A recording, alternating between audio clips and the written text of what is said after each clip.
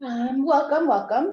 Before we get started, I wanted to let you all know that we'll be recording this session and including the recording on Zoom grants. Hello and good morning. My name is Muna Hussein, and I am the Best Starts for Kids Childcare Workforce Program Manager. I'm joined by our BSK Childcare Team Leader, Jessica Tolinar-Cafferty. Jessica, would you like to introduce yourself?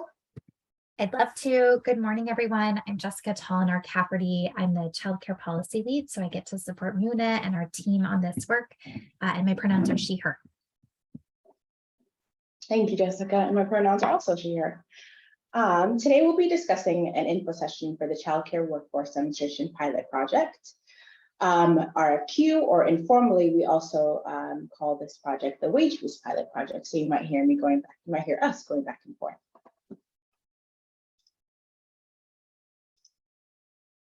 So today we'll have an overview of the King County Best Starts for Kids, review key elements of the Child Care Workforce Demonstration Pilot Project, RFQ, have a criteria overview and any questions and answers.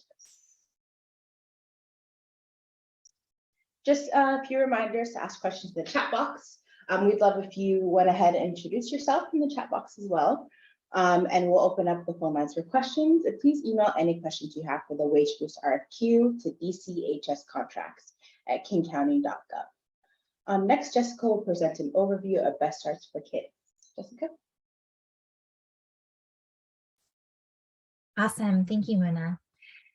So I'm just going to share a little bit about Best Starts for Kids as a whole, and then a little bit about our childcare specific work. I want to ground us in Best Starts because our vision and mission as a whole initiative are really central to what we do here. Our vision is around happy, healthy, safe, and thriving. And what that means is that we want to see babies in King County born healthy. We want to see kids in King County thrive and young people grow up to be happy, healthy, successful adults. Next slide, please.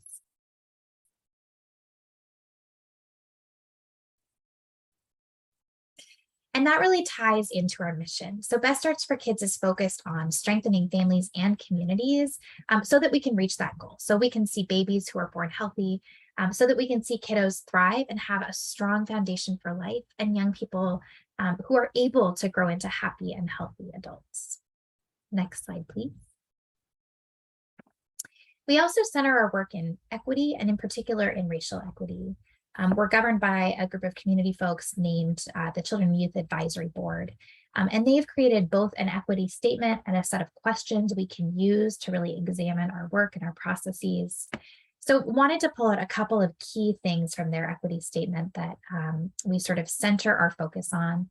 The first is this idea that equity is not an end place, it is an ardent journey toward well-being as defined by the affected. Next slide, please. There are a couple of other things that we think are really important to focus on. In addition to that idea of it being an ardent journey and defined by the affected, equity is disruptive. It's not comfortable and it's not voluntary. And ultimately that it's really fundamental to the community that we want to build. Next slide, please. So Best Starts is really focused on moving upstream. We know that historically and currently, a lot of government investments are really focused sort of on downstream. And we know that's important, right, to step in when things go wrong. But our hope is to sort of move upstream and think about how we actually build more of the good. And so we do that through a number of different things. The first is promotion. So we think about what's good. What do we know is good for families, for children, for community, and how do we promote and support more of that? The second is prevention. How do we make sure that we're there early and we can prevent harm from happening in the first place? The third is early intervention. So when families and kiddos do need additional supports, how can we make sure that they get what they need as soon as they need it and in the way that they need? And the last one is policy and systems change. So we are super excited about our work, and we recognize that we need this work to be scaled. We need it to go far beyond King County.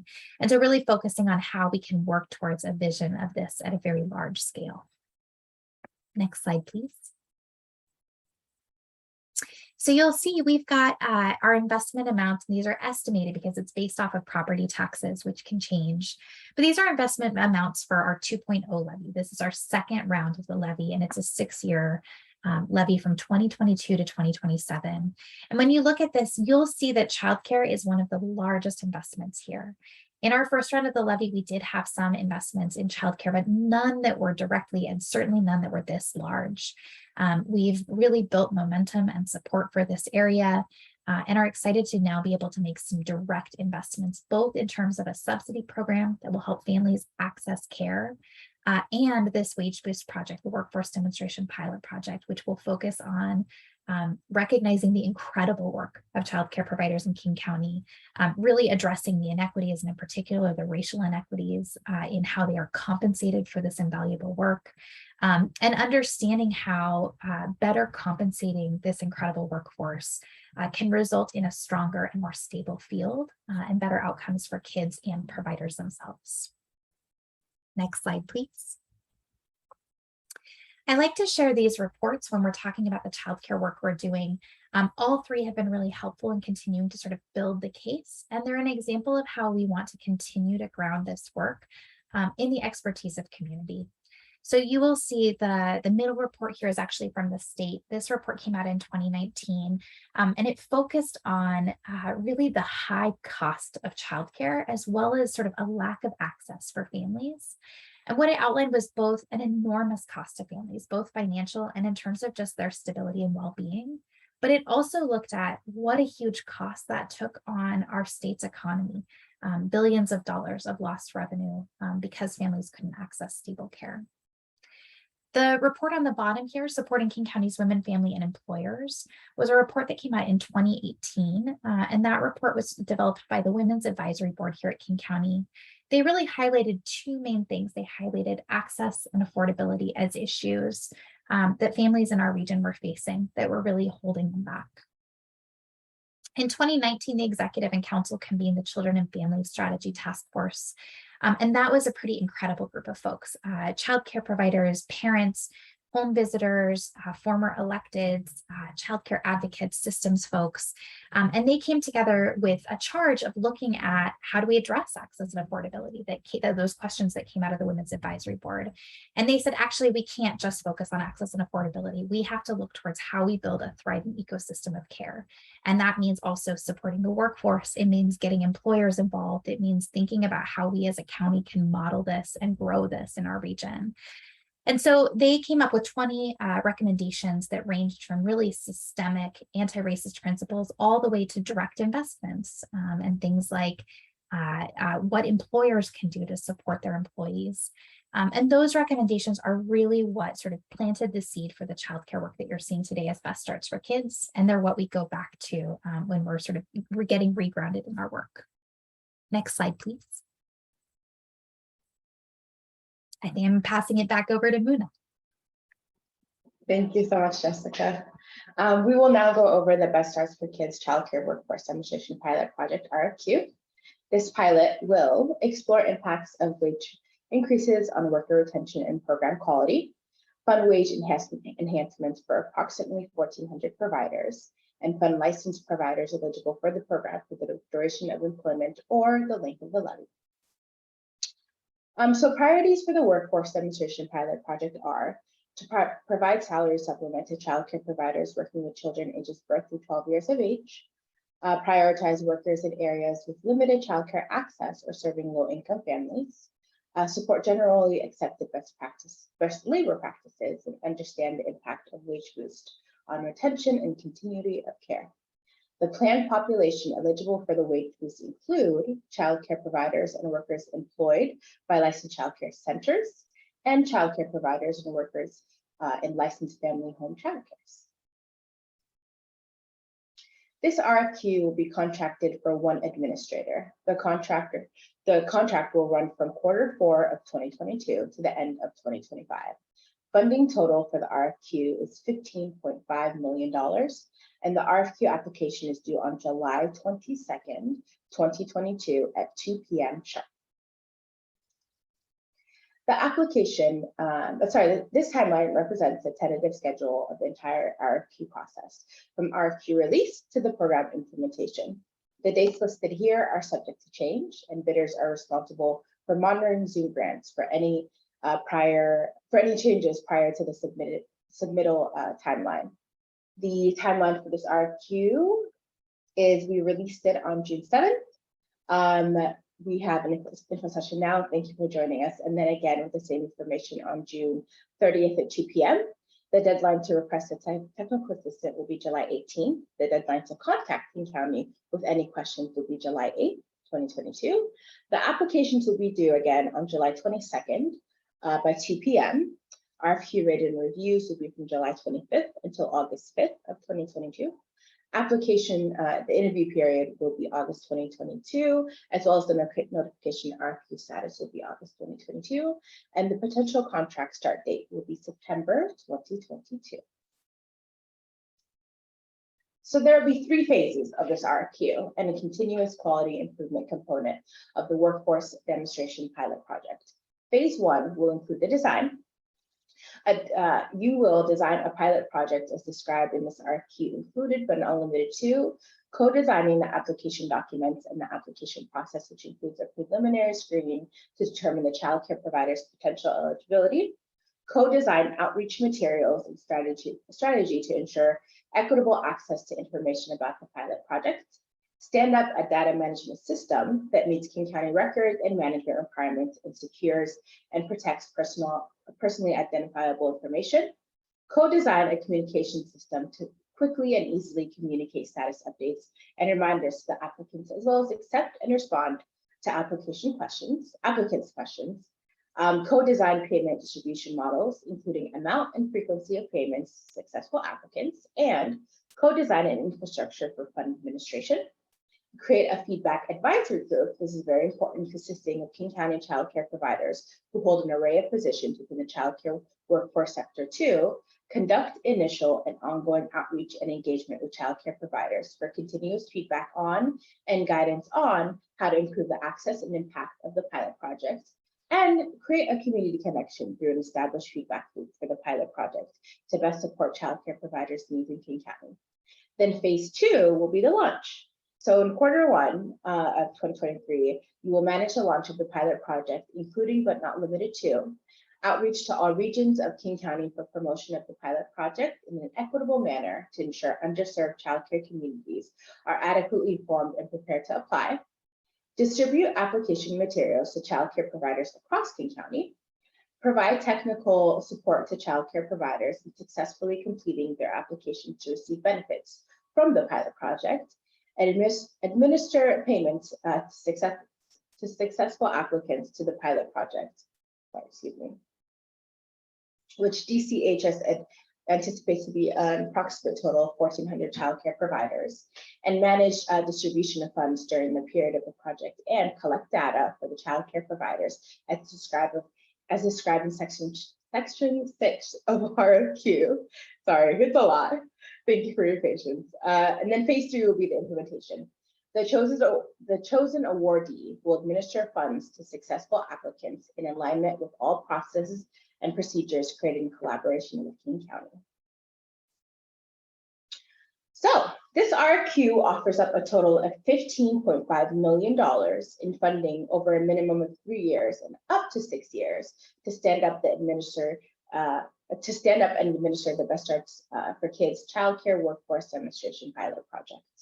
The majority of this funding includes pass-through funds that will be paid out to child care providers.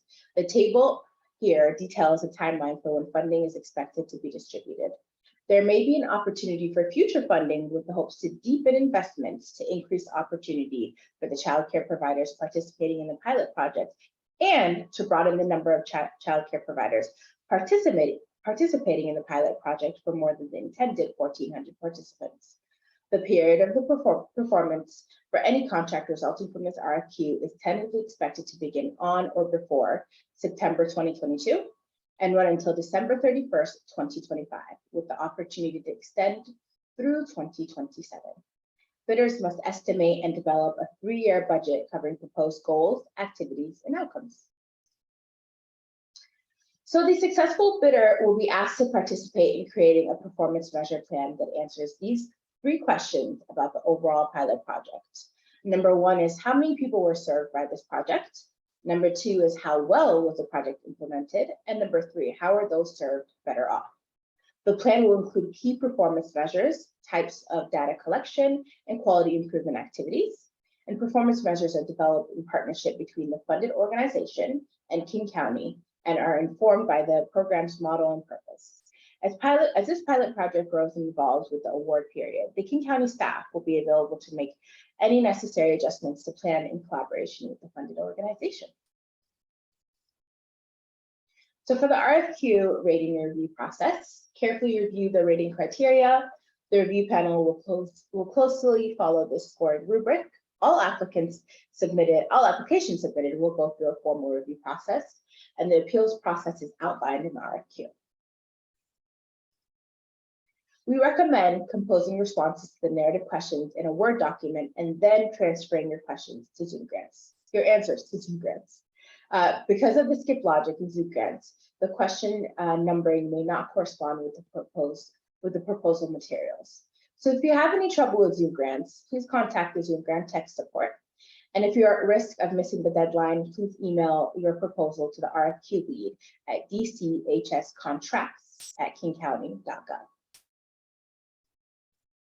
And then here are some tips when drafting your budget for this RFQ.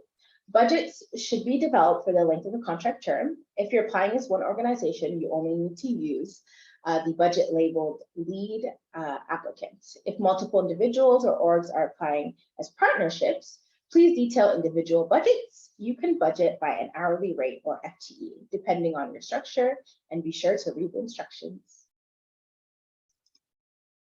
To access TAs, technical assistance, applicants should reach out to TA consultants directly by going to the link in this presentation.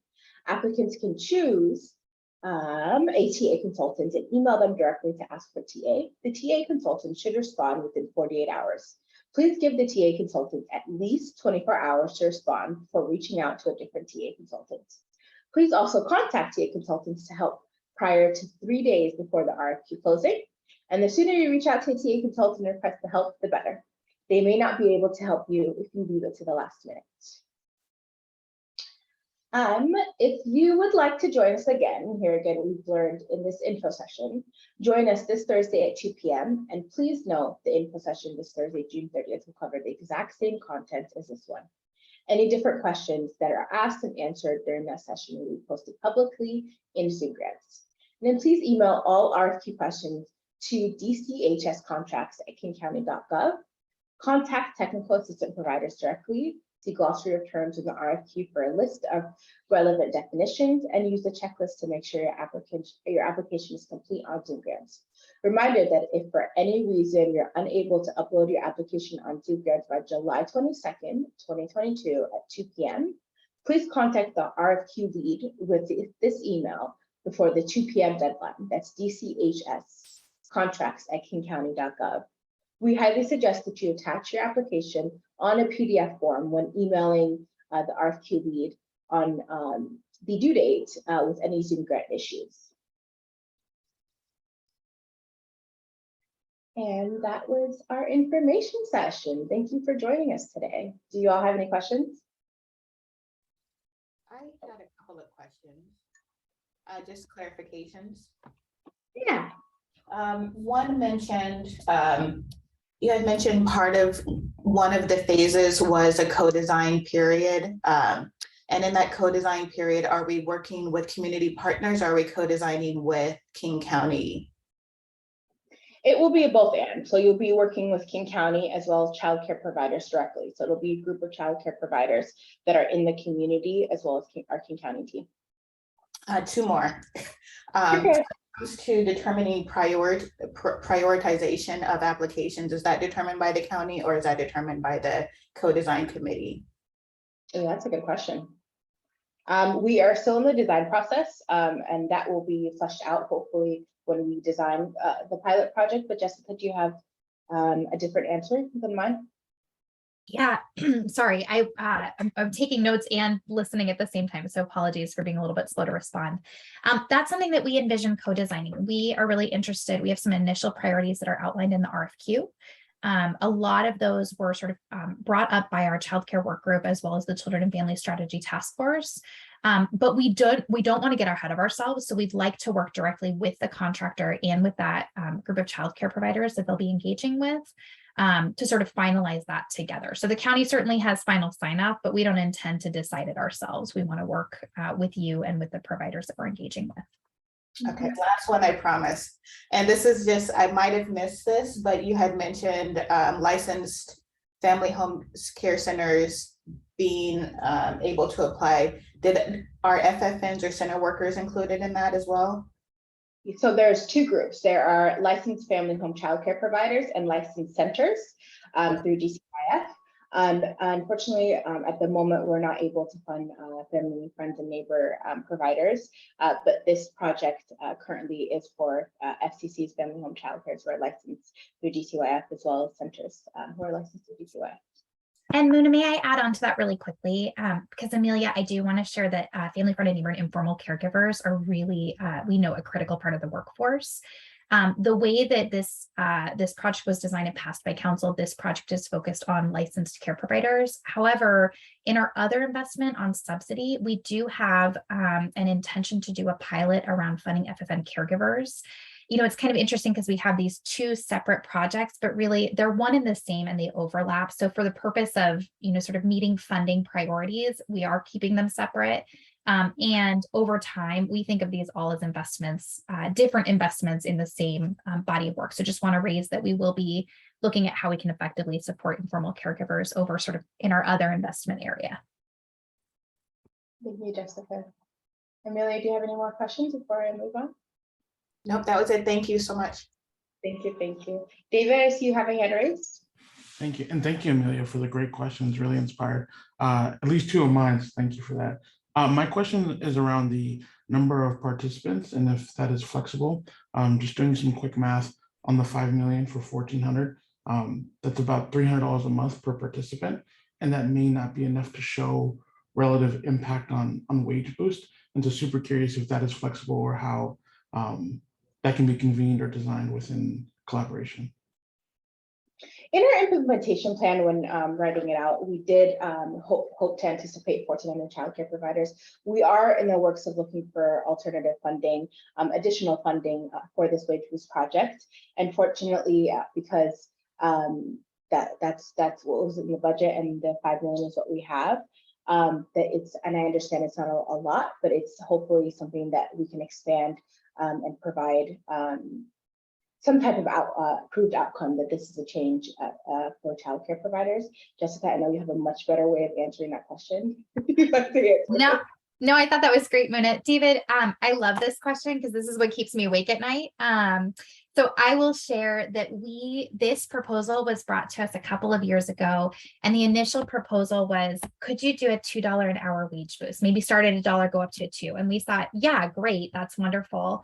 And so that's where that budget came from, and it's at least $5 million.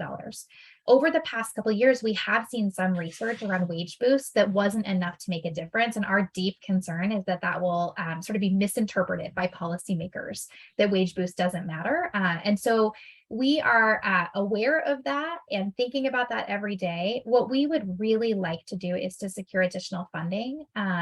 So this RFQ is for funding that we currently have secured. So at a minimum, we're looking at a $2 an hour wage boost for 1,400 providers. What we would like to do is continue working to secure additional funding through partnerships across our region and hopefully really deepen that investment. And so, you know, we're in sort of an in-between spot. We had to write the RFQ for the dollars that we know we have, and I will be really transparent that we are confident and excited about the possibility of securing more funding to do a deeper investment. That's super helpful. Sorry, go ahead. Oh, no, sorry, go ahead.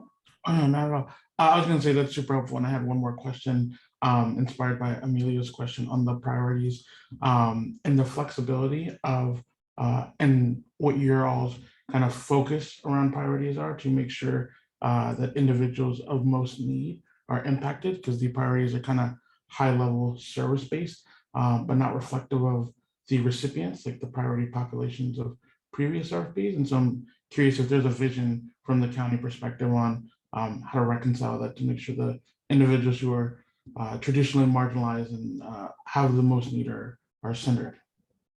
Yep, 100%. So in our RFQ, we do have more in depth about who priorities that we want to focus on. I know from being a childcare provider myself previously that the childcare sector are made up of more than half people of color, and more than the last I heard, more than 60% of women of color, and that we make up, because we make up the majority, we should be prioritized. And by we, I say for myself too, even though I'm not a childcare provider anymore, I am deeply rooted in my African American childcare community. And so that was a passion of mine. And when I came onto this team, I heard from my teammates, that was also a passion for them.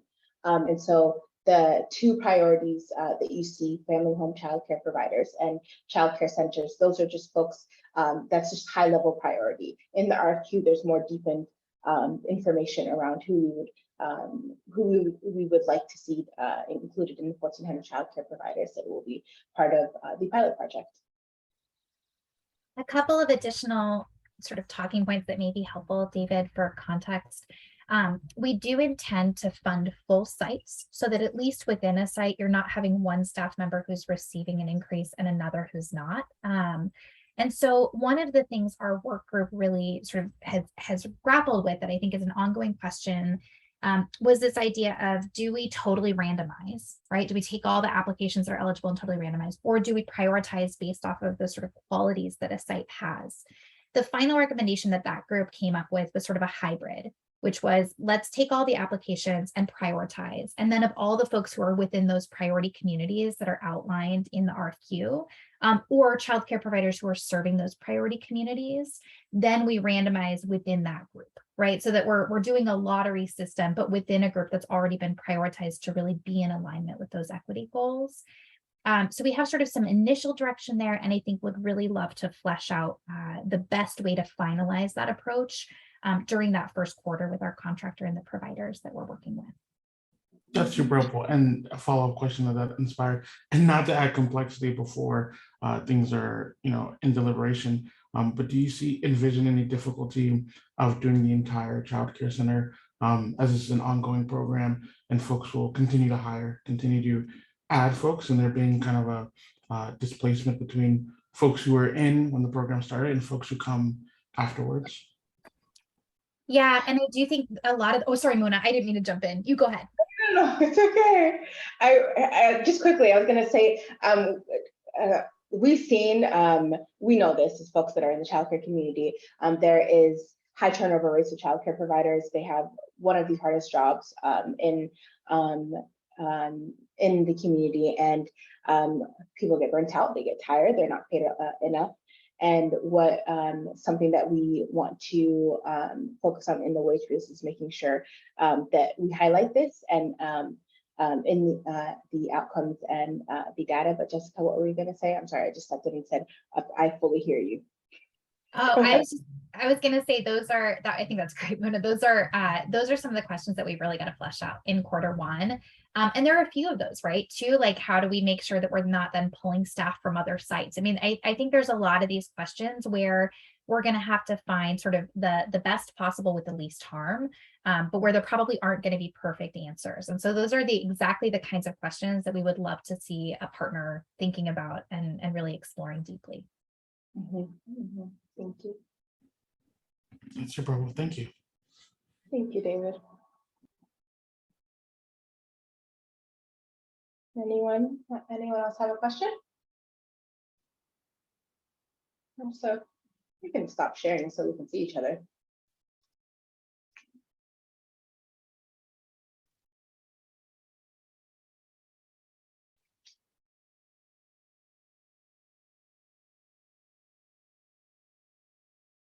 Well, we can give it a moment. I also have not checked the chat. Okay.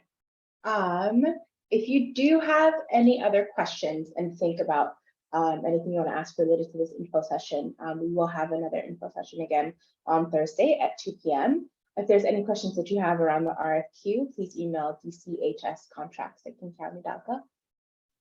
And I'm very grateful for you all to join us today. Thank you. Thank you. Thank you. Thank Thank you, you. everyone. Okay, have a wonderful day.